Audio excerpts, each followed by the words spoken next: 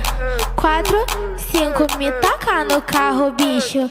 1, 2, 3, vou sarrando na PT.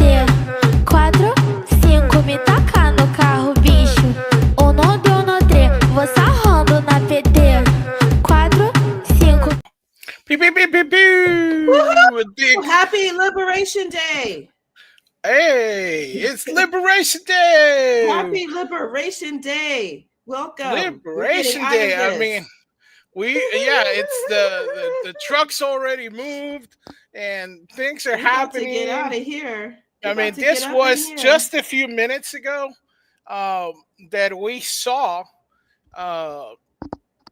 Then brand new President Trump, like a champ. Still president-elect, officially, technically. Ooh. President-elect. But what you're seeing is, I don't know if people know. Well, today, first of all, January 20th, 2025 is also Martin Luther King Day. Happy MLK Day. Oh. And it's bigger news. It's Inauguration Day for President-elect Donald J. Trump, number 47 of the United States of America. And what people may not know, Inauguration Day is also moving day. Did you know that, Fletcher? The presidents don't move until the White House until today, and the staff of the White House has a crazy manic day. They have exactly 5 hours between getting Joe Biden, still President Joe Biden, I'll be respectful, out, and then before you get the Trump family in, because you can't fully do it until then by custom and perhaps rules. So it's literally 5 hours. It looks almost like a movie set. I mean, they literally are still breaking things down, moving things out, boxes. You had some of them happen ahead of time, but the actual bulk of moving is literally today. So that's probably what you see Trump going in to oversee and to kick these two people out. They don't mess around. It's like, what is that? You can hang around. You can't stay here. So you ain't got to go home, but you can't stay here. Yeah. And how many times did we hear that closing up a club? Well, let's not go into the sins of our youth. And we still have the Biden smile, so we figured, I think he voted for this guy as well. It does look like that, doesn't it? It does. But you know what? The two first ladies are looking really nice. I mean, a lot of people criticize Miss Jill Biden dress, but she does look, very dapper today, right? I have to say, she does look elegant today. I am really impressed. Let's start with her. We'll go to Melania. But First Lady Jill Biden, I think finally she's dressing her age and her coloring and her size. One of the biggest problems I thought with First Lady Biden is that she's not very tall. She's not a munchkin, but she's not very tall. And she was often trying to pull off looks that only women who are a little bit longer can wear well. And she sometimes looked very frumpy as a result. And she looked a little more dowdy or, not well put together. It's not that she didn't have, nice quality clothes, but she more than likely, a lot of people say that she wore she's going to take the curtains with her because it looks like she wore curtains a lot. I think because at her age and her being a little bit shorter, she can't pull off patterns like that. So you end up looking like you're wearing curtains. But today, this monochromatic look in a deep aubergine, I think, by the way, let's just talk about this because Fletcher, you and I talked about the fact that Jill Biden seems to be signaling certain things with her colors. Remember on the day of the election, she wore all red, a red suit to go cast her vote because she looked like she was against Kamala and very much for Trump in comparison because she felt that Kamala Harris had been rude to her, had tried to, bring this coup about against her husband, widely reported that she didn't like her. We saw that footage of Jill Biden and Joe Biden passing her right on by during the height of the campaign to sit far away from her without even shaking hands or acknowledging with it. So we think the red suit for the election day was to signal, I'm voting for with the Republican this year. The Right. purple, what do you think that means? I, you know, some people say you wear purple for royalty, so maybe she's signaling that this is the change of the guard, as in one royal to another. Yes, I do. I think she's saying that. And I also think she's saying, in a way, I know that so purple, you're right. Number one, longest association with purple is for royalty. And I think she's thinking that they've cemented their place there, like other Democratic royalty, such as John F. Kennedy Jr., right? Maybe the Clintons Hmm. in some sense. But I also think she might be signaling they're not quite fully on board with the Democrats. Right? Hmm. They are, Right. maybe she's saying, purple's a word we've been using to say a state that's between red and blue. So I don't know if that's what she's saying. Now let's turn to uh, First Lady to be, again, Melania Trump, who is a vision in this dark blue, looks like double-breasted. I don't have the greatest look of it, but you have the great shot, Fletcher. And this perfect millinery edition with this hat, which is so different than how she came, excuse me, when we first had them come into office uh, in 2016. This is a very different look. When Melania, when they came in, was it 2017, I guess? Hmm. She was wearing a powder blue, like a baby peacock, beautiful blue suit ensemble that, with the beautiful gloves that matched it, was very soft and feminine, almost something you might expect from a debutante. And it fit her perfectly, and it was perfectly age appropriate. It was just like the most elegant, almost like Grace of Monaco. What she's wearing now looks like she came for business. This look with a high collar, almost like she's an assistant general. Even the hat, though it's fashionable and perfectly millinery, it looks almost military. Would you agree, Fletcher? I mean, it's like a dark Yeah. blue and white. Like she came for business this time. She's not like a little sweet debutante at the side of her husband. Now it looks like she's joining him in arms. Yeah. Yeah. I think it was. What was it? Sorry. This. Go away, ad. It's celebrating Liberation Day. Let Yeah. everybody This. celebrate This is the one Liberation that we were Day. talking about. Yes, you see that? You see how Yeah. look how different she looks. I know it was 8 years ago, or what, But almost she's 9 been years through a ago. battle. She has been through a battle. You can I see mean, this. right there was, yeah. Look at this look. I loved this outfit. I mean, here you have a sweet kind of cow neck crossover, kind of like backwards sweetheart neckline, kind of fanned out like a little baby bird over the bust line for modesty, obviously long because it was cold then too, on January 20th, 2016, when they were inaugurated, back when he was number 45, with the perfectly coiffed gloves. And it was all one color. You're not Yeah. able to show it, but even her shoes, just, all the way Yeah. down, everything was just, her hair And was this is out. her new look. Look at her new look. She's been through it. Yeah. She's been through it. This is now. She looks like a gangster now. Like she about to take somebody out. She's out there to bury somebody. She It's came to like bury somebody, Fletcher. there's gonna be some bones in the I didn't yard. come to praise men. I came to bury them. That's what she said. Uh, Last time she came in there sweet, she didn't know what to expect, right? You could just see the blue. Look at the face, her face back in 2016, beautiful smile, hair done up, very, very feathered. She looked like a little bird, didn't she? I mean, like a Yeah. beautiful little, you could almost say a jay bird, a beautiful blue bird that you can see singing outside your window. Now you're right. She's about to like kill the canaries. She's like, I came. Yeah. That navy blue is almost black. Yeah. And Well, I mean, to her credit, you know what? Most women between 2016 and now have gained a lot of weight. yeah. She looks just as put together physically. She shows you can stay no matter your age, and shape.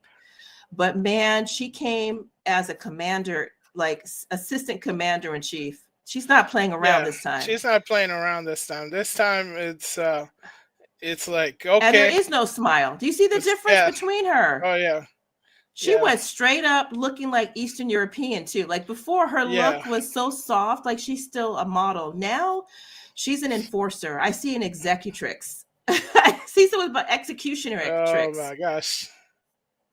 But yeah, so today we have inauguration. Yes, Let's Liberation say, Day. let's And we're say, not being funny with that liberation, are we, Fletcher? I mean, the high I gas don't think so. prices, I think it's Oh, for pretty real. much. I mean, we feel we've been in a bubble, especially the enforcement using lawfare, Everything. sending Oh my the gosh. Yeah. DOJ after Catholics at mass, people praying outside of places, school board protesters, parents who say they're not happy who had that DOJ go after them. We're just so happy. Be done with that. It's just such a, and plus, we also, had a epic uh, arena party last night. So I'm still kind of a little bit out of it from it. But It seems like it, Fletcher. Were you up late partying with the village people? I was up. I was not. I would not Were say you that. YMCAing? I think I was too YMCA on. That's what's I was happening. Look at gonna my hang brother out. up So here cleaning the car. You see I was him? He's gonna hang keeping out it. with all the boys. Yeah. Well, it I looks like don't hang everybody out is too already hard with the. piloting. Yeah, look at that. By the way, that is not a gay song. I wish people would stop saying it. The songwriter said he will sue anybody who says that it was, because he wrote it for the urban Black youth who used to hang out there, who wanted to get off the street. And that's how they called each other, boy. Hey, boy, the boys hanging out playing the b-ball, playing basketball. Anyway, look at Trump on the stage dancing with them. I mean, nothing to me looks more like now very regular middle America. Sorry, we took that from the rainbow crowd. We took that from you. Yeah. I mean, yeah, they do say it's a. What do they say? It's a gay anthem, right? Yeah. But I But not see anymore. it's cold over here too, so we got the sniffles. Yeah, sorry everyone. It's cold everywhere. So you did send me something that says clothes in the closet and favorite fruit in the fridge. Moving day comes to the White House. This is from the AP. Here it There's is. some little things that are happening in the White House. So most presidents get to move in the White House once. President-elect Donald Trump is doing it twice, and his wife Melania says it's a lot easier a second time around. Yeah, because they know where everything's going, right? Yes. I know where I will be going. I know the rooms where we'll be living. I know the process. Oh, I'm gonna sneeze now. Can you read the rest? Right. So Melania says that she knows very much what to expect this second time going into the White House. Remember, we think of it as a political transition, which of course it is, but it's more than that. It's not maybe more than that. That is the most important, but there are other things going on in their personal lives because they do have to change residences. It is part and parcel of being an American president that you live in Washington, D.C. at the White House. This was actually something that was decided years and years ago at the time of the founding of this country, over 200 years ago, is that everyone would make this the capital, and that you would have to wait, hold there for a minute, Fletcher. I want to read it, but I just want to tell everybody this. Okay. That you would have to, there were discussions about where it would be. There was obviously Pennsylvania was very important at one point. Virginia was important. There many times the founding fathers did bandy about ideas about where should the capital of the country be. They ended up with this area now known as the District of Columbia. And so sometimes I've read people online saying, why doesn't Trump just stay in Florida? He can rule from there, because he cannot. It's not that presidents can't travel. In fact, as you saw with Biden, who spent most of the time traveling, being on vacation. Presidents travel. They can live temporarily places, obviously.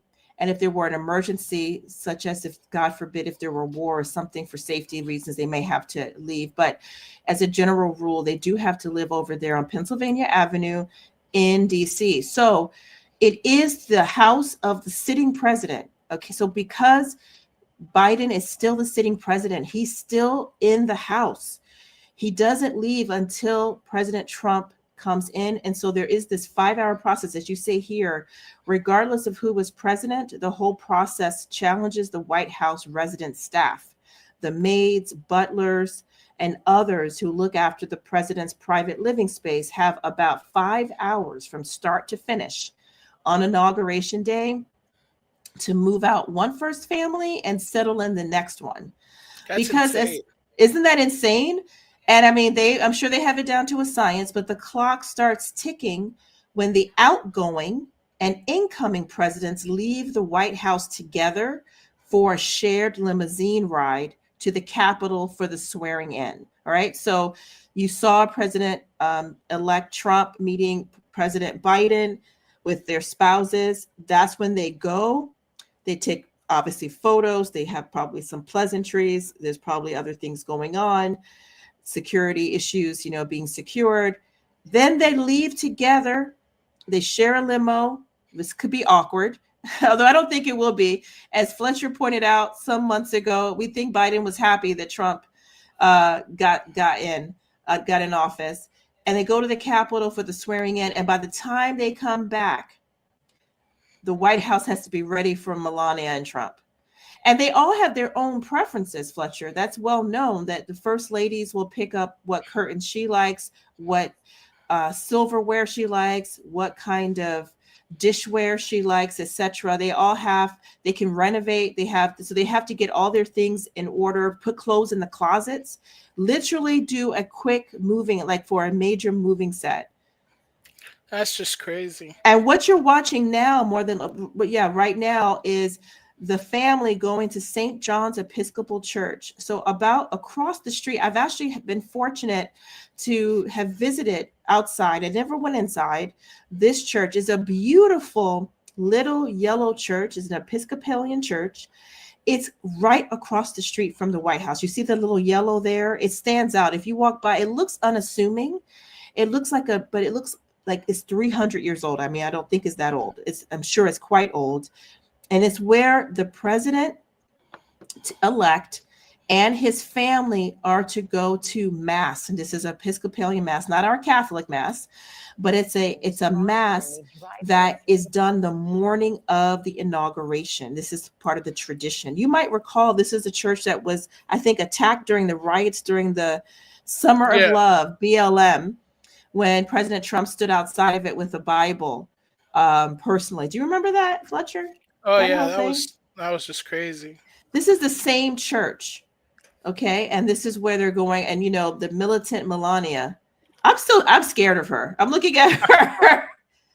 Should we put like the Godfather music and stuff? Man, you should put that. Even the priest is kind of like, oh, hold up. He looks scared. Let me tell you, Trump looks scared.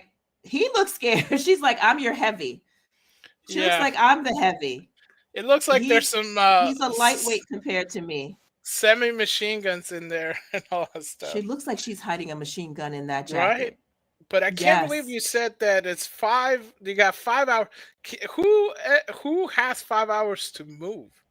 I mean, imagine moving a mansion, and you're moving a mansion. Yeah. Oh, they have it down to military precision. Everything needs to be planned to the minutes at Melania Trump. I mean, yeah, definitely. Wow. And the good news is, from what I understand, there are, as you all know, and how it has worked from time immemorial, when new administrations come in, they usually do fire all political appointees, and others sometimes, perhaps, or they might self-fire, right, when a new administration comes in, because they do not want to work with someone that they don't feel loyal to or that they don't like. And neither, more importantly, does the head of state coming in want people who may not be loyal to him, but to the other administration. You see this happening on all kinds of levels, not just with the presidential level, but at your state level.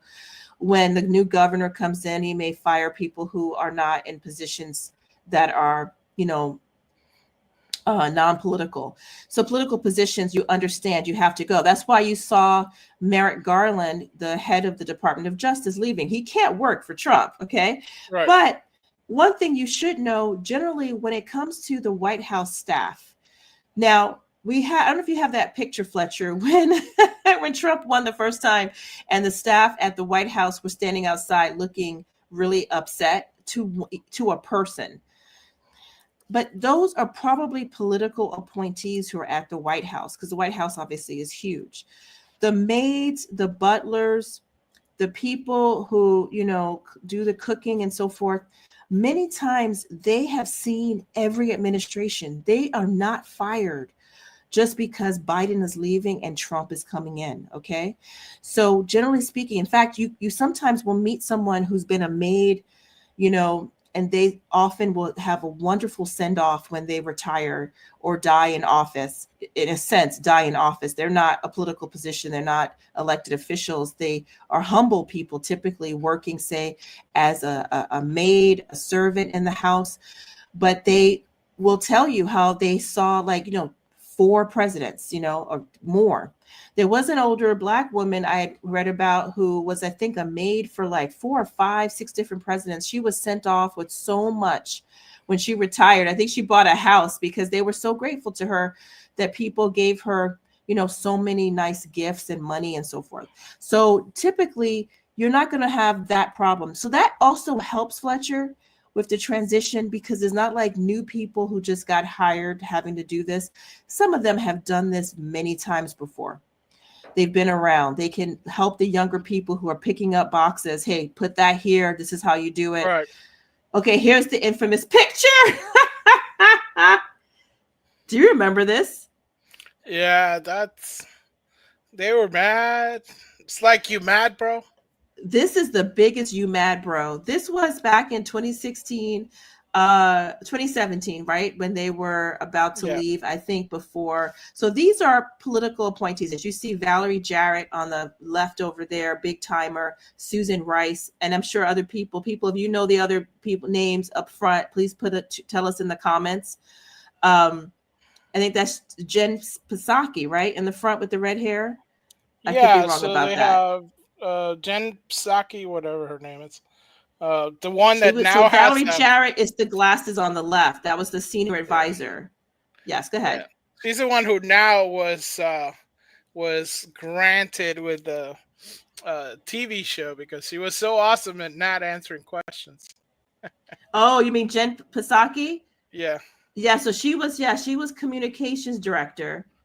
So yeah, the big wigs here, well, the biggest wigs, honestly, are Valerie Jarrett, senior advisor.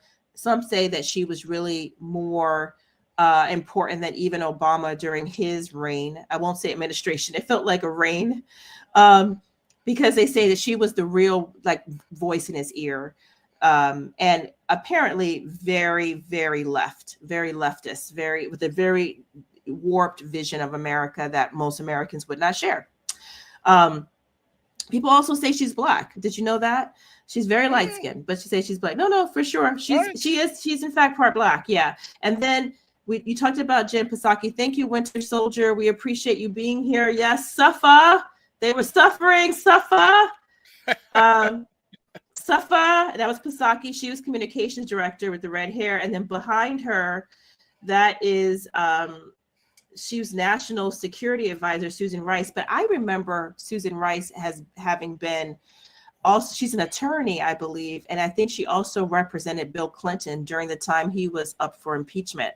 Remember, he was being impeached. I do believe she made some comment. Maybe she wasn't his only counsel, but I do believe she was counsel. So you see here, they're all angry because, see, they are all loyal to the outgoing administration, which is why you don't want these people around. You do have to fire everybody, and that is allowed under the rules.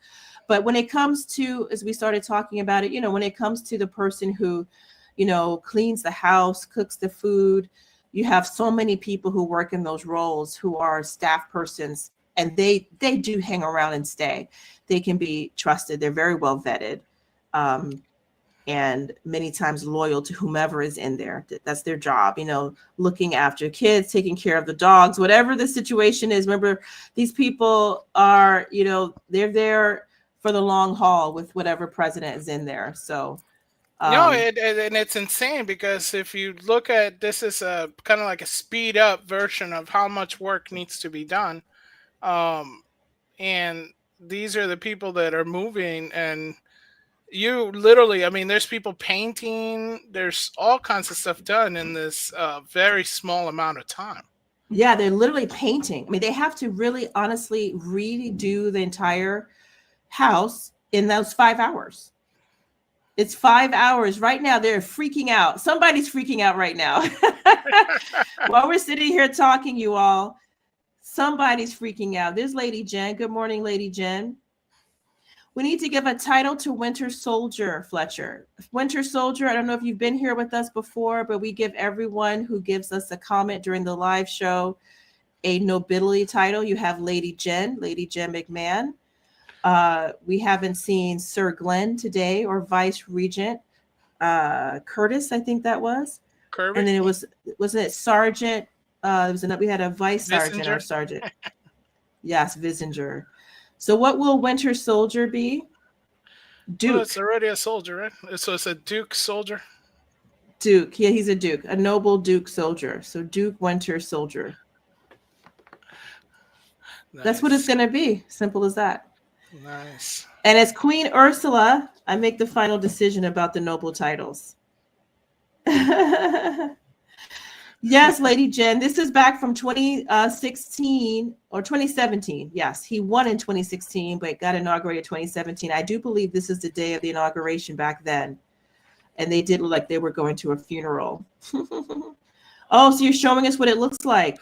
Yeah, so this is to show how much work needs to be done before, they can they can actually make it, because they have just those hours to get everything done and out of the way. Yeah, you guys, I bet you never knew that. I was surprised to learn this as well. It's a 5 to 6 hours. They say, but roughly, it might be 6, but it's roughly 5 of actually moving the actual, T minus 5. Oh my gosh, 6 floors, 20,000 square feet. Wow. It's just insane, huh? This is the executive residence part. So like we said, George Washington was really insistent, and the other founders, that the sitting presidents be in DC.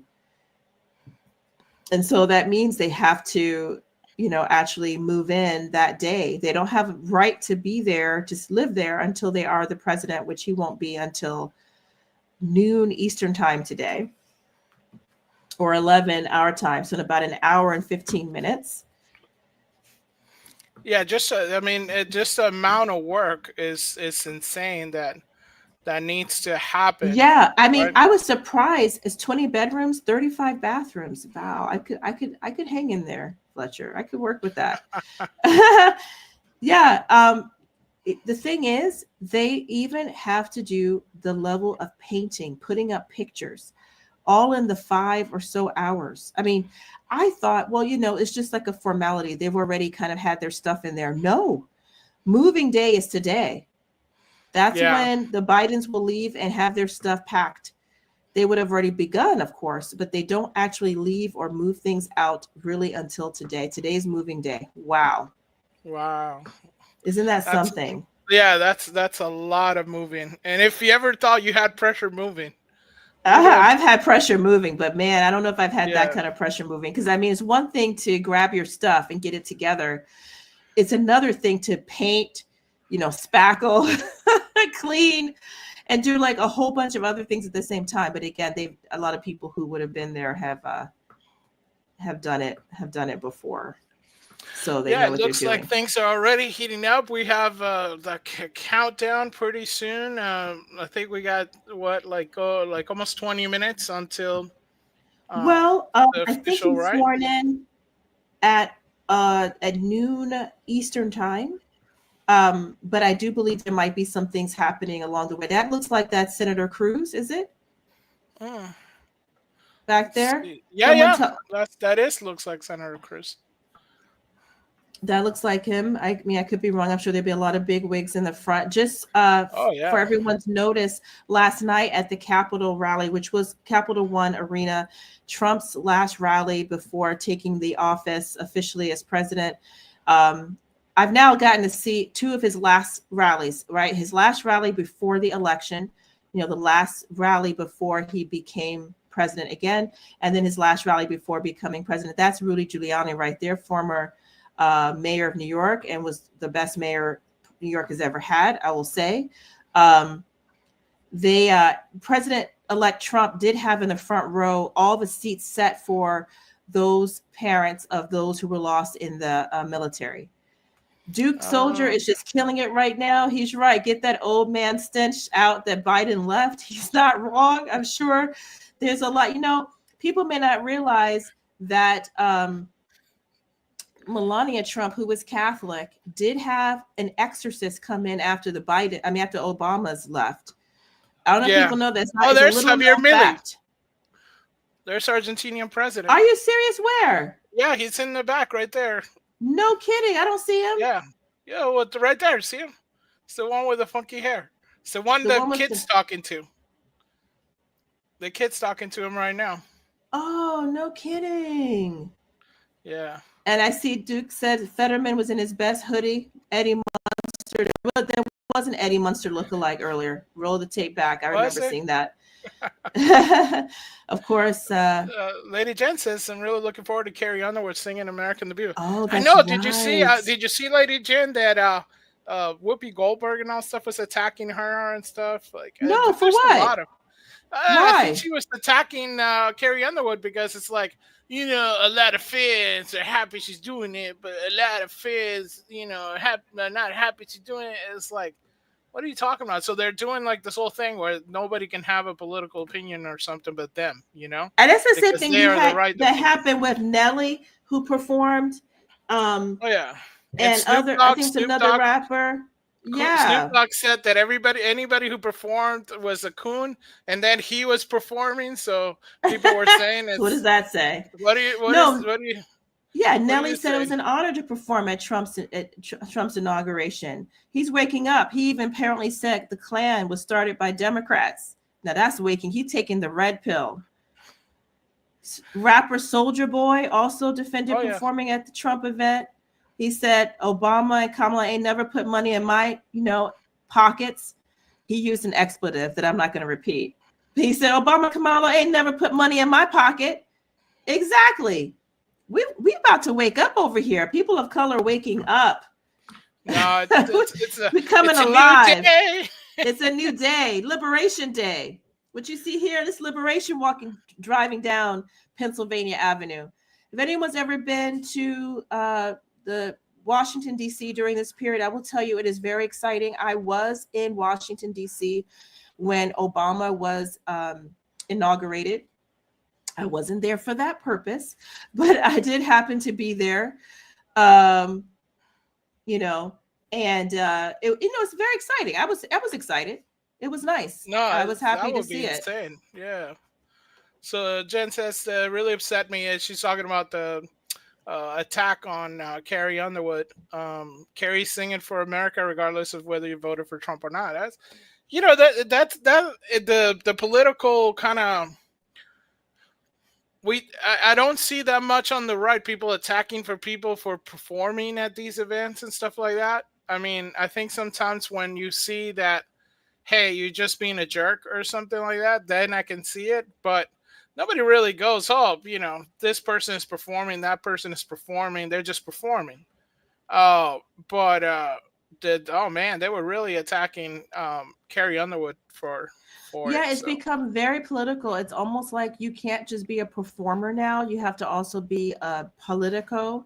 Like you have to now not just accept an offer. Like they did it with the poor kids. Did you guys, Lady Jen, you were upset about Carrie. Yeah.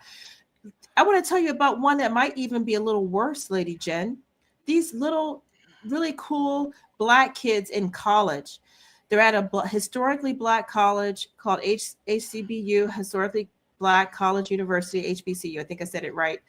And they are in a marching band. If you've ever been to an HBCU or if you have ever seen one perform. Their marching bands aren't like other marching bands. They have a unique style of, the closest I can think of is like a Mardi Gras funeral. Like they dance, they jump, they sing, they do amazing things. They don't just march and play music, right? And one of them from a small college, I think a community college, was invited to perform. And these people were excoriating these young kids for accepting. Are you serious? Literally, this is like the most exciting thing to happen for them. They are in college. Why wouldn't they take the opportunity to sing, to do their stuff, what they do, on a bigger stage, you know, where their parents can be proud of them, see them on television. They can remember forever they performed for, you know, a head of state. Are you crazy? They should turn that down. I mean, I can't believe that you would excoriate young people because they are Black and they want to say yes to the invitation. Good on Trump for inviting them. He wants to have a diversity. So we're against DEI, but we're not against diversity. We're not against having, you know, hey, this is a cool cultural performance style you guys have. We want to bring it to the White House, bring it to, you know, everything. Let us all see what you guys do. That sounds cool. That's American also. Yeah, and we'd have a brand new ranch, Lady Jen. Woohoo! Lady Jen, thank you. Welcome. We got our brand new ranch. So right now, what we see happening, this is very exciting, you all. We see President-elect Trump, we see President Biden coming in, a peaceful transition of power into this hall here.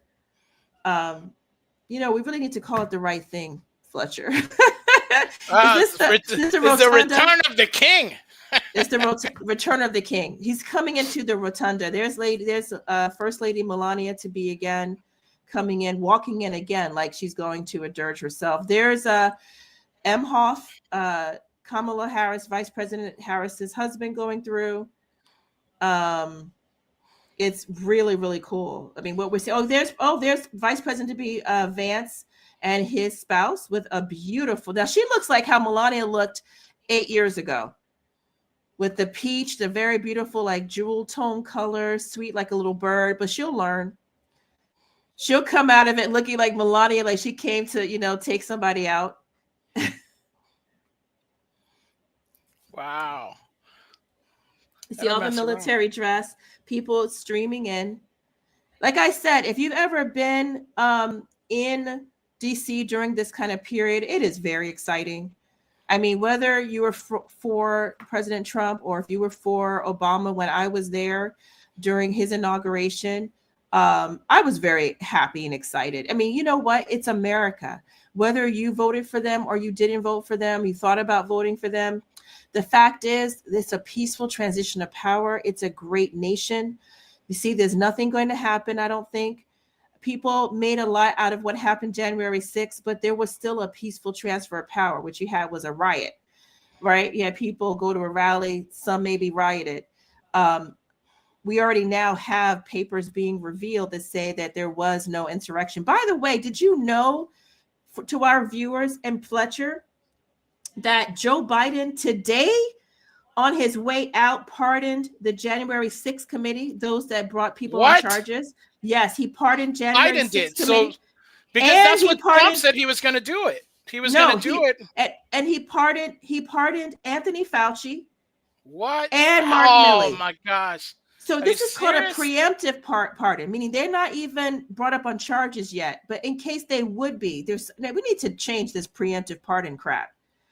So at 7 a.m. this morning, yes, just several hours before this inauguration, you're all watching with us, Biden pardoned Fauci. Is that not a better sign of something being done wrong than he had to preemptively pardon Anthony Fauci, preemptively pardon Chief of Staff, Joint Chief of Staff, retired General Mark Milley, and pardoned the January 6th committee, the ones that put people in jail, grandmas.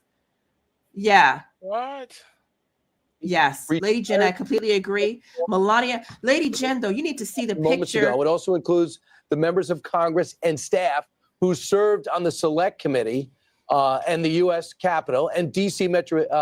Metropolitan police officers who testified before the Select Committee. This as Trump prepares to take the oath of office in just a few hours. Would that include Liz So, Cheney? so What it's a mess. No, it doesn't. Oh, and here I thought he yeah, pardoned yeah, the yeah, people. He committee. pardoned the Where does it the say? bastards who not put the the people of the Who was chairman of the Joint Chiefs of committee. Staff under Oh under my both gosh. Biden What I'm trying and to Trump. say is the people know who that- put the people in jail, not the Oh people in my jail. gosh. The people who were established to try to bring down Trump so he wouldn't be at this great moment of coming in to head our country, chosen by the people, a majority of the people, the popular vote, and the electoral college vote.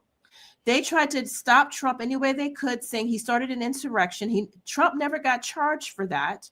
He got charged for other things like the situation in New York and so forth. But the people who attended that last Wow. rally 4 years ago, when Trump said, come and let's protest because I think this was a false election. I think the results are not accurate. And a lot of those people, some of whom really were not there to cause problems. Some were probably there to cause problems, but I don't think they were going for an insurrection. I think they were rioters. And then, of course, we all know now there were alphabet people all mingled up in there who were trying to create a problem. And that's been proven now. We have video evidence of it. We have people who've seen it. And we have people who've testified to it. And I think we might even have had a couple whistleblowers as to it that might come out later. Crazy. And we also have a document that we reported on a couple weeks ago in which someone who was on that committee released it and said that they never saw any evidence that Trump was fomenting an insurrection because there wasn't an insurrection. Those are actual documents from this committee. And yet they still pursued it. And there's people in jail right now. And this was all political stunt. Well, guess what? Biden pardoned the people who did this whole shenanigans. He pardoned them because it is treasonous. That's what this is. It really is, because you're putting patriots in jail for exercising their First Amendment rights in order to get back at your political enemy. How is that anything like the Constitution? How is that godly? How is that like our country? It's horrible. And it shows you that Fauci, what is a better indictment that Fauci is a weasel and a nasty individual that he had to be pardoned for his role in the coup? That's just crazy. That's just crazy. He pardoned him. Now, I don't know as much. If you guys know more about Millie, tell us what he did wrong. That's the general, because all this, I heard he had done horrendous things because of this, bringing in all these unqualified people into the military and the botched job that he did, I think, in Afghanistan, leaving all the, not Afghanistan, I'm sorry, I think Pakistan, was it Pakistan? I think it was Pakistan. Somebody tell us, we Biden pardoned Fauci, and the Janssen community tells me they are alleged. Yeah, they are allegedly guilty. Honestly, I don't know. Wow. Yeah. I didn't know this. I woke up to, wow. But hey, guys, thank you so much for hanging out with us for, we only had a little bit of time for today, but you guys have been amazing for hanging out with us. Welcome, Winter Soldier. Thank you for hanging out with us. Subscribe if you. I don't know if he's going to sign. That's funny. He should say the ERA is the Equal Rights Amendment. I think there was talk about Biden signing the Equal Rights Amendment, but I didn't hear that he did that. We will try to keep you. It's a constitutional amendment that would make it that it would prohibit all sex discrimination. So if there's no difference being held between men and women, that would mean women would have to be drafted, honestly, if he were to sign that. But I don't know if he'll get that done. As of right now, we saw them entering the rotunda. I don't know if he'll have time. Yeah, and it's the 28th Amendment. The 28th Amendment, but I thought he didn't ratify that.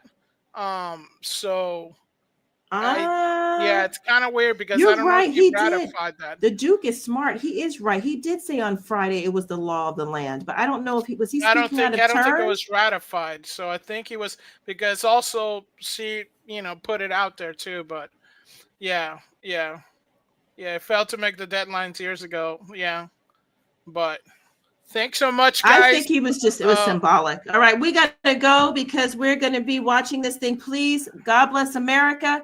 Pray for President Trump and the incoming administration. And happy Liberation Day. Happy Liberation, gang. Thank you. Ave Maria, Maria, rogai por nós, Santa Mãe de Deus.